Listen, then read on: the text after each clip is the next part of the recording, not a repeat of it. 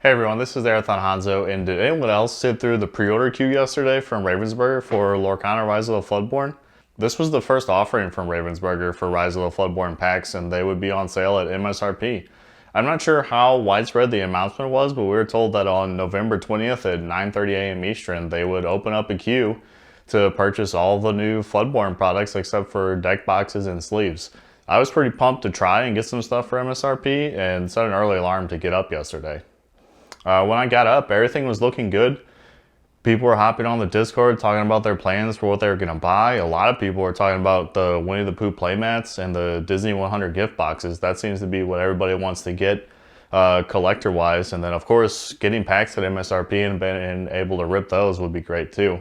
In the lead up to queue time, there were a few weird server errors where you'd, bounce a bunch of the pre-order queue page error messages and then bounce back into the queue page. So it kind of took care of themselves a few times and then refreshed back into the queue.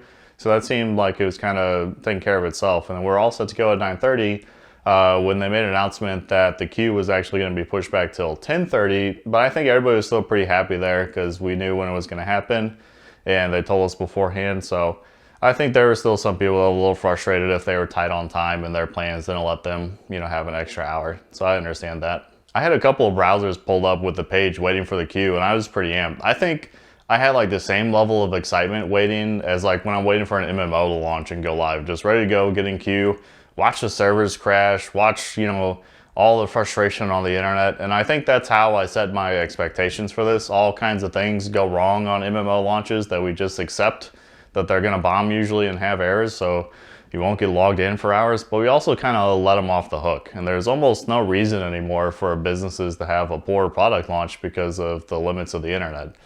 But what accountability can there really be if we ultimately just buy the product anyway because we want it really bad? I know we play the MMO afterwards because, that was the whole point. We wanted to get in and play as much as possible. And I know with Lorcana, we're going to buy the cards to begin with because we want to play the game and it's fun. So it's really difficult to throw like any kind of accountability around for launches like this. And I think Ravensburger did spend a lot of time and effort to ensure this went off well and wanted to have a good launch, but it just didn't seem to play out that way. Queue time hit at 10:30 and it was a nice transition. We all went from the landing page, it seemed, right into the queue. And I think I got pretty lucky. I was in the queue at a little over 1,200 on one machine and dumped in at around 37,000 on my other PC. There was still a smattering of the server errors that would randomly come and go. So like even on my good account, I would get the server error page and then about 30 seconds later it would refresh back into the queue page and kept my place in line. This seemed to be proceeding, and then when I got down to around 450 in queue, the timer kept going up, but the position never went down. And it seems like everything just kind of froze at that point. People seem to be disconnecting more often now. Nobody was able to actually check out anymore. People in the Discord were saying that, that their timer was going up too, and that they're having some checkout errors. And checkout was kind of one of the big problems that we had going on today. Lots of people would get to the end and click checkout, and then nothing would happen. And of course, this is frustrating. People would end up hitting checkout multiple times, which resulted in them having multiple holds on their credit cards and banks for the purchase amount, which can be pretty considerable if you're getting one of everything and a couple of booster boxes. And if 4 charges puts you over a couple grand on your account, and then everything else starts to bounce at your bank, that's pretty bad. That's bad for a lot of people. But this is probably a good place to offer just some old man financial advice to everyone here if you haven't heard it before. You can do this kind of shopping with a credit card and then pay the balance off that same week and you don't get charged interest this way. I think a lot of people don't understand how credit cards work and they don't know that if you pay them off before the end of the month or the balance goes to its first billing statement that you don't actually get charged interest.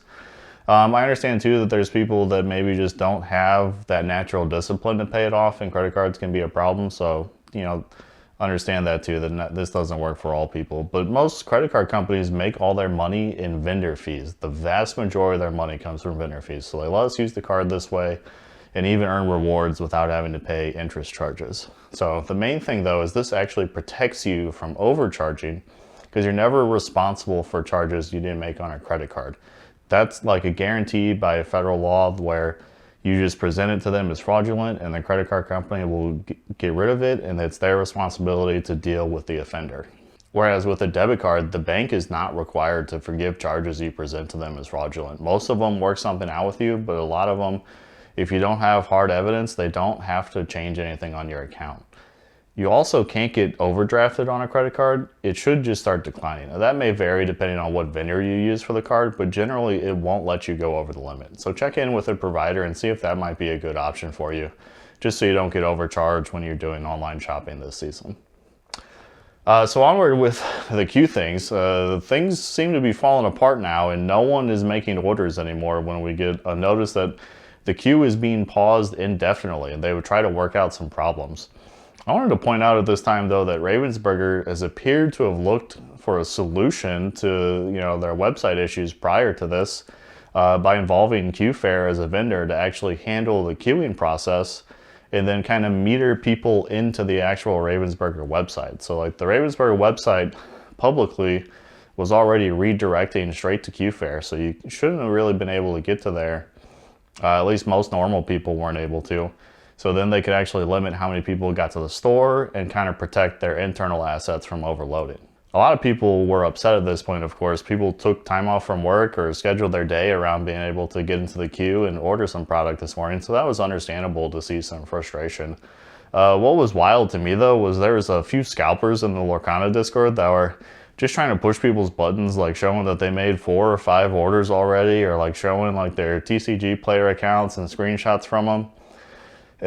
There was like a couple other people in the Discord that kept saying like they were buying and selling, and like that the scalpers were making deals with them. They're like, I'm done with the queue. I just bought 40 boxes from scalper number 1 over here. And I was kind of surprised they let that go on for as long as it did. I even saw a scalper doing the same thing this morning in there, so that's kind of crazy that that's still going on.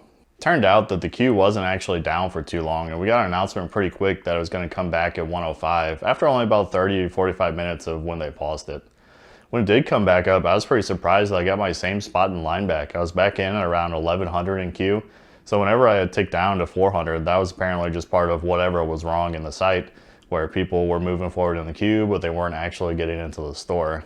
So unfortunately, I wasn't low enough to have ever actually gotten into the store. I did eventually get to number 1, and this probably wasn't until around 3 p.m. for me. And then I just like sat there at the screen telling me that it was going to move me into the lobby as soon as they had space, but I never got moved into the lobby, or I never got moved into the store from the lobby to see what was left available for order.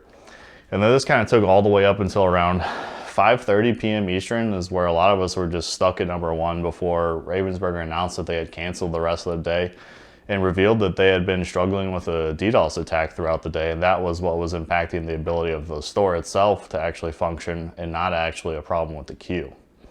This is like another one of those problems, though, that seems to happen too often for modern launches. Back to my analogy with MMOs, we see DDoS attacks against servers at launches of MMOs all the time, and then even ongoing periods of time afterwards. Recently with Final Fantasy XIV, I think they were DDoS for weeks during the launch of Endwalker. And there's modern solutions to this, and companies like Cloudflare do a really good job of protecting real traffic to the sites and stopping or redirecting the DDoS traffic so it doesn't have an impact. I think I'm going to assume at this point that Ravensburger just didn't have accurate DDoS protection added into their package through their hosting provider and weren't able to handle the bad actor traffic that was avoiding the queue system.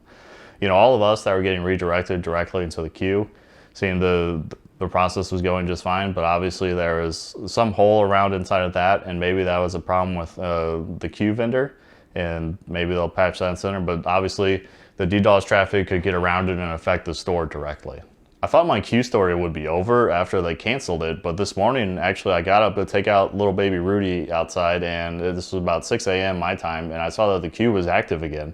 I got logged in and was able to put product in my cart, so I got 2 booster boxes and a Disney 100 gift box, and then I got stuck after adding an address in. So eventually I did move forward to a payment screen and entered my info, and also had a stuck button there, but I already knew not to smash this button after seeing everybody get extra charges yesterday. Eventually the product all got flashed to unavailable on the site, but it's still in my cart for some reason, and I also do have a hold on my credit card for 2 booster boxes and a gifter box total, so hopefully that works out and shows up at my house someday. Overall, very minimal people probably had a pleasant experience yesterday with this queue system, which is a big problem because even if your LGS has product and they sell it at not too much of a markup, there's still plenty of people who don't live near an LGS and they're not able to buy product anywhere, and they probably won't see it in stores. It'll get scooped up. They don't have the available time to sit around and wait for a store opening. And this was probably their one real shot at being able to schedule something and buy product at a reasonable price. And I think we should have a little bit of empathy for them for that. This is definitely a missed opportunity for a lot of people to get involved with the game if they don't have a store near them. Did anyone here happen to actually get anything from the queue, and how did it turn out for you? Or were you just left frustrated? Let me know in the comments too if what you thought about the whole queue system, or if you have some ideas on how it could be better in the future. But thanks for watching, everyone. I hope you have a great day and take care.